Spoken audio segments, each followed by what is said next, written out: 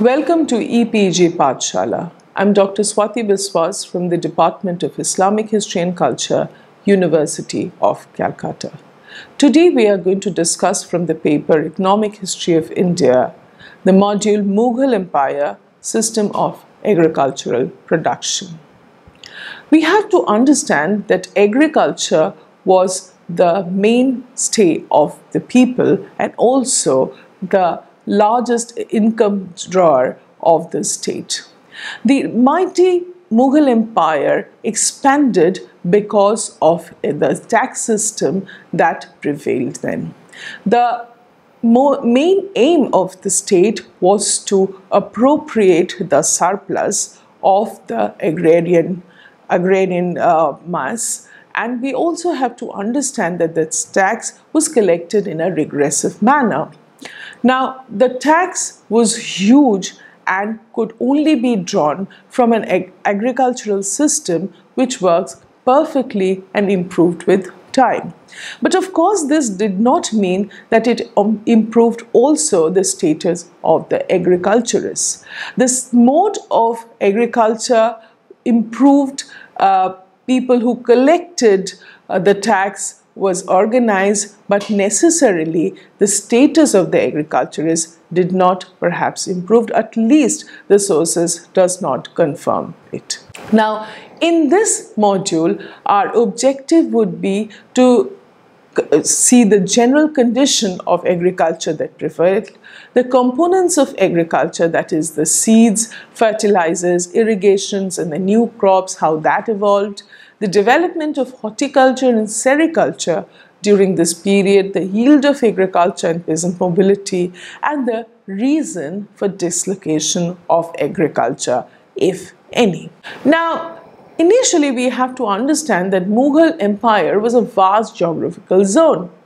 Peasants cultivated their own land like anyone else in the contemporary world or contemporary Europe. The crops and climates differed. The Indian peasants used seed drill, which came to Europe much late. So we can understand technologically, India at that time was much ahead of Europe. In case of cultivating cotton, they used dibbling, which was not used in, say, Europe. India was far advanced than their European counterparts. The other advantage that the Indian peasants had was over the number of crops that was sown here. So it was not limited and it had a great market. And food crops or food grains were also exported by the merchants and the state together. Now, let's look into the components of agriculture. We have to understand that contemporary sources are very poor. There are very little information regarding the components, especially like fertilizers.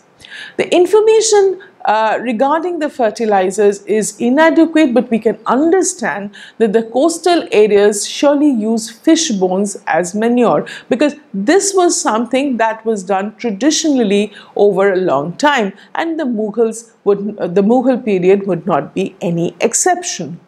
The usefulness of some crops for preparing the soil was also known, if not throughout the empire, but in some parts it was done. So it was like between two big crop season, one crop would be sown in between to enhance the quality of the soil. The process of rotation of the crops was also high, and the use of it was there in many part. Now, regarding irrigation, this is also a feature which was entered the scenario much earlier in the agriculture. This would combat the rain and flood in excess. We have to understand India always has this irrational and erratic rainfall. So it is very important that the excess water be stored in some form or the other. The Mughal sources revealed that there were many devices to lift water from the well during the time, and it had regional differences depending on the soil. The regular common use was that of a wooden scoop or dhinkli. This worked on the lever principle and was used where the water was close to the surface region. So this would be incorporated in the wells which were not very deep. Now the second method was the charas. This was a leather bucket attached to a rope drawn by a pulley wheel by the oxen. Now this again also could not be used where the water level was deep down. The most sophisticated means of drawing water was a Persian wheel or the sakia. The sakia was made of wood, rope and earthen pots and worked on the principle of combination of pin drum, gearing and belt. The gear wheel was rotated by draught animals going round in circles. Now this has been mentioned even by Babur in his account in much detail.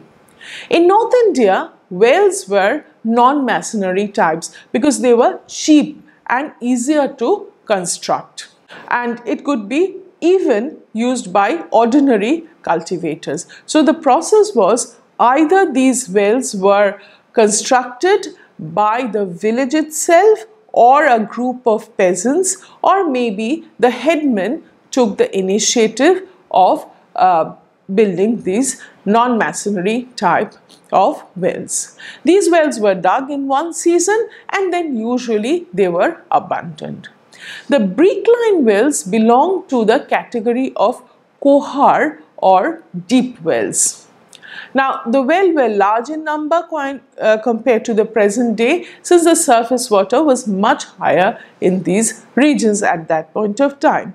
The need for deep well was not much, because it also would incur a lot of money. Now makeshift arrangements suited the cost that could be incurred by the peasantry themselves, because in most areas the state did not take any responsibility of digging wells. In central India, Deccan and South India, tanks and reservoirs were widely used. This tradition was there much earlier to the Mughals. Now the concept of reservoirs and tanks in central India, Deccan and South India go back to the ancient times. The recent archaeological remains indicate that a massive reservoirs and huge sluice gates were attached to it. The best example of India's indigenous civil engineering can be envisaged at the Mughal lake built by the Vijayanagar rulers in the 15th and 16th century. It is a marvel in history. The peasants in the hilly tract peninsula also built reservoirs collectively. Dams in these regions were known as bunds. So what they would do is they would build a wall or a bank in certain parts and use the hills as the other edges, and would then stock the water.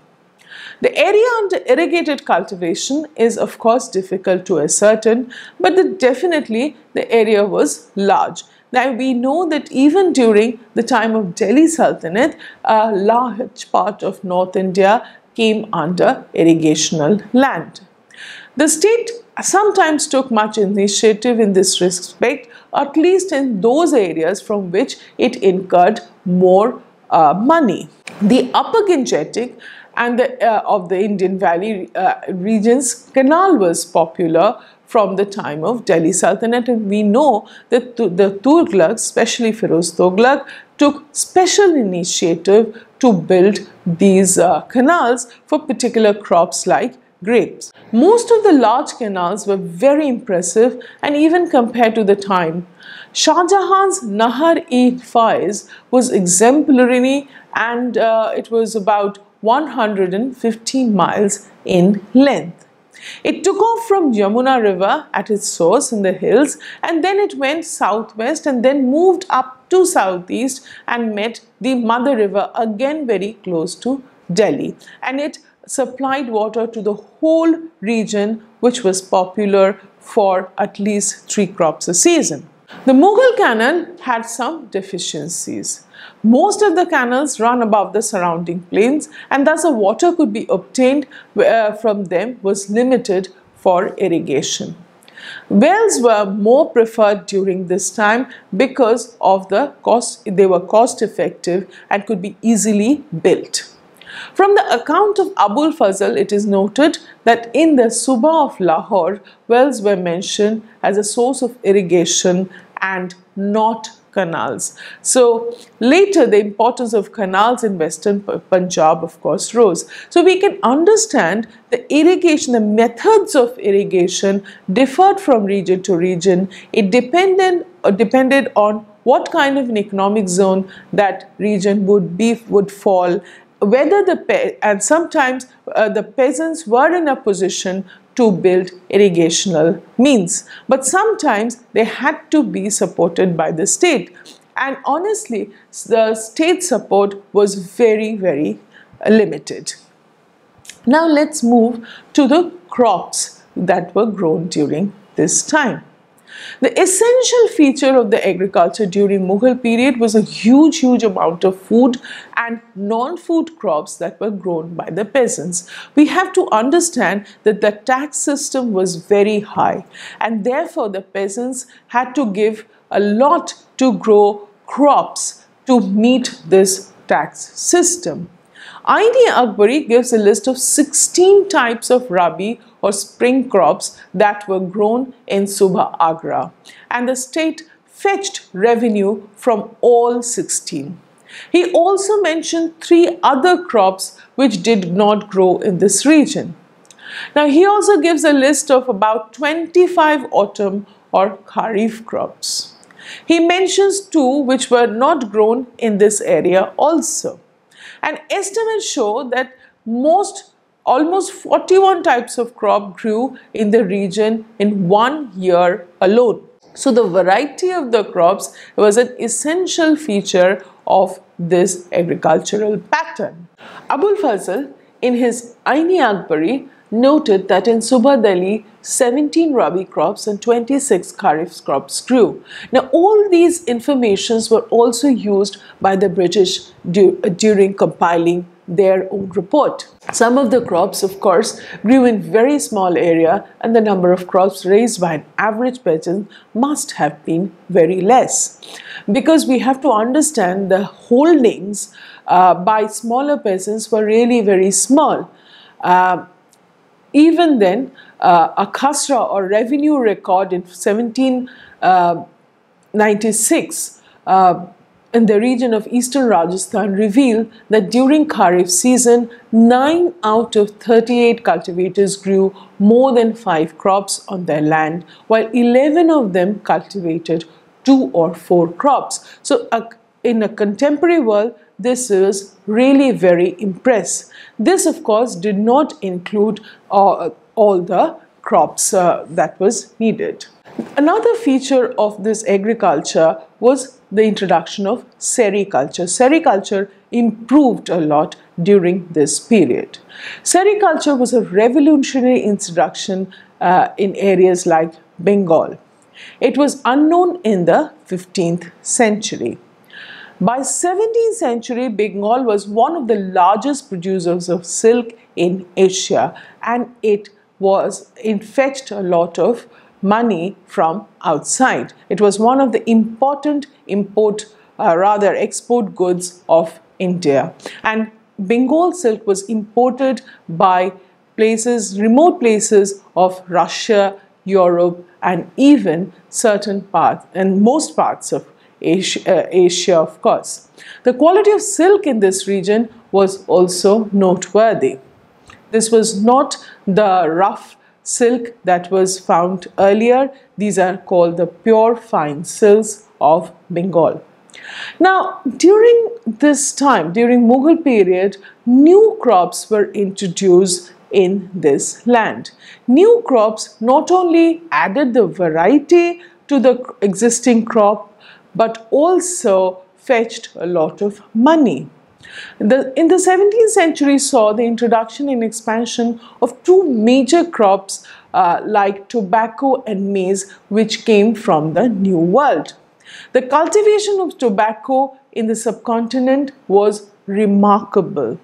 It was introduced in the western coast in 1600, but by 1650 it was cultivated in the whole of Mughal India, and we know that in the 17th and 18th century consuming tobacco became a craze.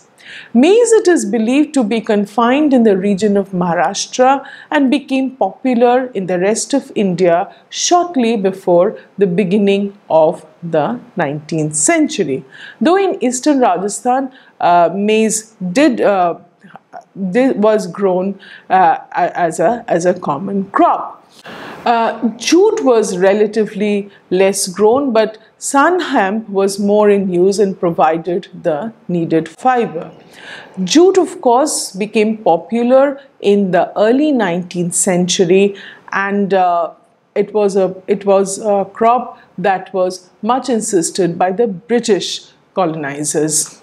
In the 18th century, chili was introduced. Now, the introduction of chili as a crop, as an item, as a food item, revolutionized the Indian kitchen.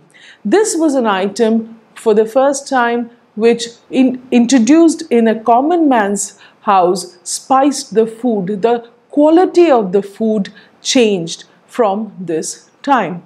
Chili, different types of chilies were grown, which are long chilies and round chilies, which were used by the rich. The production of it was less. The other common chilies, of course, had a huge market in India. In southern Maharashtra, coffee was introduced, but definitely tea was unknown in the Mughal world and came from China through the British. Potatoes and sweet potato was also later an addition and not very popular during the Mughals, of course. Now, another aspect of agriculture was horticulture. Now, horticulture also witnessed a change during this period. The technique of grafting was an area of interest of the elites. It is believed that the elites bought gardens where they insisted to have grafted fruit trees. Now, grafting, we have to understand, involved a lot of money, a lot of patience, and quality soil. But that the elites had the capacity, or rather they reused the surplus that they were taking from the common man. The process of grafting was very much used for the growth of citrus fruits. This process led to the growth of cherry in Kashmir later. 3 new fruits were introduced to the subcontinent from the New World, namely pineapple, papaya, and cashew nuts. Even it is believed that guava came to this land in the hands of the peasants through the New World. Now, let's discuss who were the participants of this in this agricultural process. Now, another interesting feature of this agriculture was peasant mobility. Interestingly, in the medieval world, mobility of the peasants was a common feature. As the crops were rain-fed in India, the peasants could settle anywhere they could. And land was, we have to understand, also available during this time. The shortage of land did not appear at this point of time. This mobility was possible since even during Mughal period, we can understand that virgin land beyond the Doab or in the remote areas of India was available. And it is believed that the system encouraged this mobility because the peasants always were looking for more and more land that they could use for agriculture. Now, at least this is true for 16th and 17th century. The crisis of the land that we have seen during the British period actually starts from the high 18th century. The term Pahikasht indicates those peasants who cultivated in the land which was not their own. But then this term Pahikasht has an ambiguity, whether these people were wage laborers or whether they only cultivated in the land that they cleared or they cultivated in the land of the others on some kind of a contract is not known. But of course they were peasants who were mobile. Now let's look into the agricultural production.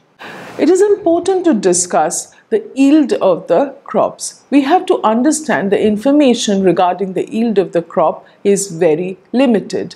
Abul Fazl to some extent gives us an idea about the yield of crop, and of course there was a concept of good, bad and middling lands as worked out in Sher Shah's account in 1540-45, which was later used by Abul Fazl to indicate the kind of yield that the crops had. A comparison of the dasturs, that in cash revenue rates of late 16th century with that of 19th century indicates this sugarcane in the area of western Uttar Pradesh shows that relative to wheat, the value of the output of sugarcane remained the same and fell by more than a quarter in the third. So these fluctuations were always there. In the same way, the value of the output of cotton and indigo in all likelihood declined during this period. It is certain that the yield of food grains remained same for 2 centuries. The yield of sugarcane definitely rose and that of indigo remained almost the same. Now, these are all indicated in the records that we can collect from this time. Of course, there is no other way to verify these records. The range of cotton is not known.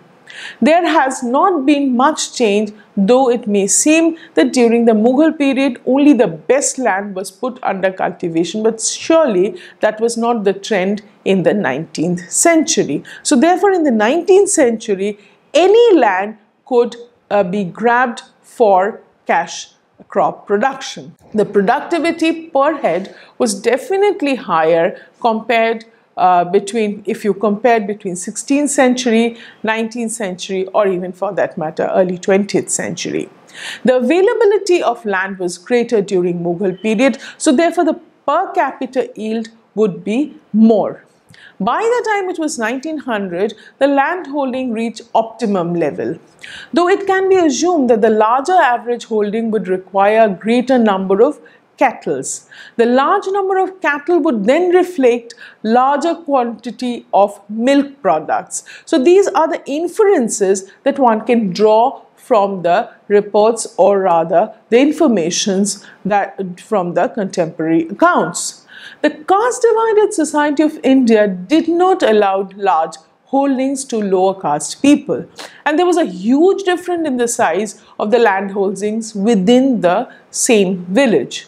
The landholders or mukaddams practiced khudkasht, by which they employed wage laborers in their field. The wage was perhaps in cash or kind, but again that differed as per the region. At the opposite end, there were small peasants or the rezaria who depended wholly upon borrowing for their subsistence and also for the seed and the cattle.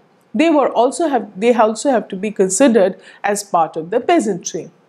The difference in the pattern of landholding surely had implications for the cultivation of different crops. The cash crop like cotton, sugarcane, indigo, betel leaf and opium involved frequent ploughing and watering. Thus, these demanded large investment. The return of these crops again were much higher than the food crops, but we have to understand that they would also incur more and more investment, which was not possible for the lower rung of the peasantry. The regional distribution of food grain had not much changed. The cash crop grown in the area have changed due to the presence of railways in the 19th century. The contemporary accounts suggest that India produced huge amount of indigo and silk during the Mughal period. The extensive long-distance overland trade of silk, cotton and opium definitely depended on the huge production in the country.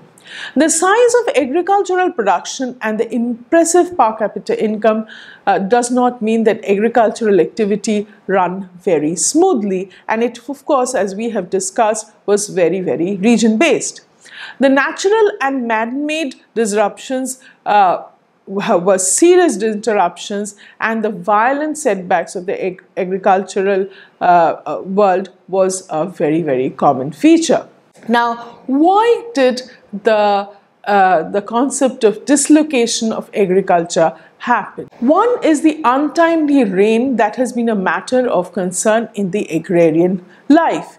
The policy of the empires, even of the Delhi Sultanate and the Mughals, did not have a very, very smooth, clear agricultural policy where the state would intervene in any kind of natural calamity. They only intervened when their income shrunk.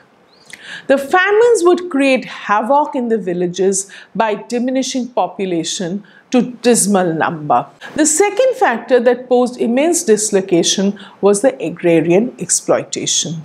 The surplus was almost squeezed through the new tax system. Now, the revenue increased comparatively, but this again does not indicate production increase or extension of agriculture, but it was rather an indication of price rise. So the amount of surplus that was squeezed through the tax system was a burden on the peasant community. Added to it, the local leaders added the cesses. So the peasantry was always under the subsistence level. So this sometimes became so harsh that they removed themselves, or they rather ran away from the villages, and that would amount to this dislocation of agriculture. So therefore, in this module, we have discussed the different components of agriculture and the people who were involved in this agriculture. And let us summarize as to what we have discussed in this module. The agrarian production of Mughal period show massive change from the earlier period. The technological development of the earlier period was fully utilized. The massive structure of the empire gave impetus to the growth of the agrarian production. The new crops and changed revenue system was a massive change, of course. What did not change was the traditional relation in the agrarian setup, and thus the exploitation of the peasantry of the state and the caste system became a hindrance to the massive growth of agriculture and general well-being of the agriculturists. Thank you for your patience listening, and you can go back to the e-text for further references. Thank you.